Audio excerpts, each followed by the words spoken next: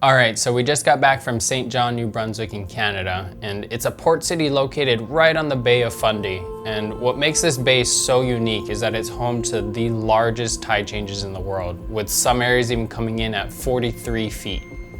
To kind of oversimplify, this phenomenon is due to the unique funnel-shaped geography of the bay, which causes these extreme changes.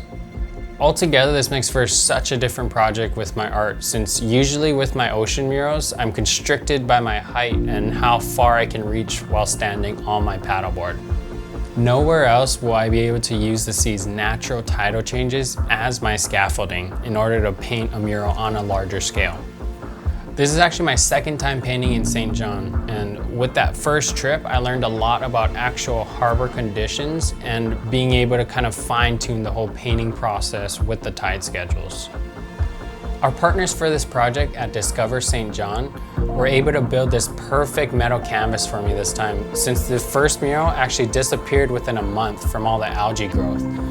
This way, the mural would be able to be preserved and displayed all year round.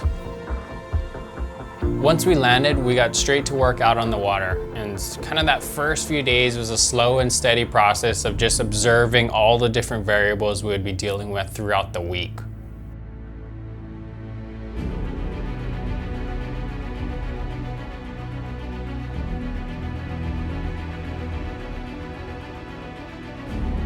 The first noticeable difference this time around was the incredible amount of wake and current happening right around the wall.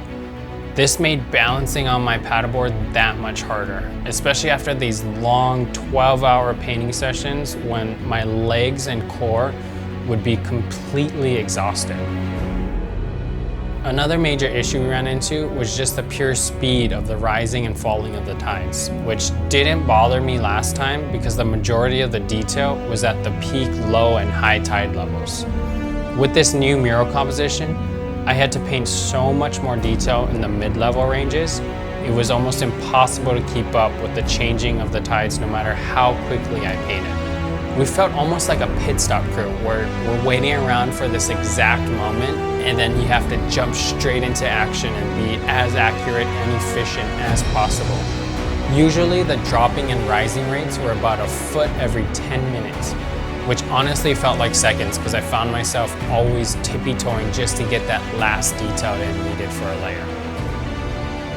Another surprising discovery was the ocean floor was actually exposed at the lowest tides right below my canvas. My paddleboard rested on that soft mud floor, which quickly became like quicksand if I were to try and step off.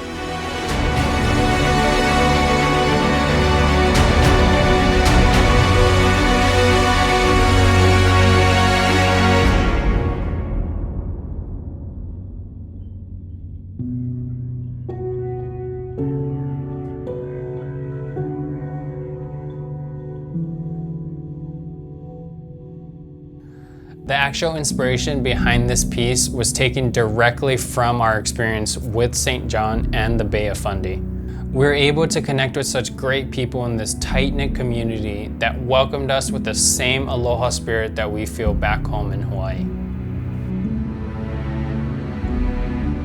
With all that in mind, it reminded me of our initial discovery of the surrounding nature sites. First, you see these beautiful tree-lined shores, and you quickly realize as the tide is changing that it's revealing so much more with every foot. Only at the lowest of tides are you able to see all these different layers of nature exposed fully. I wanted to encompass all these experiences into the mural. The piece changes so much depending on the water level.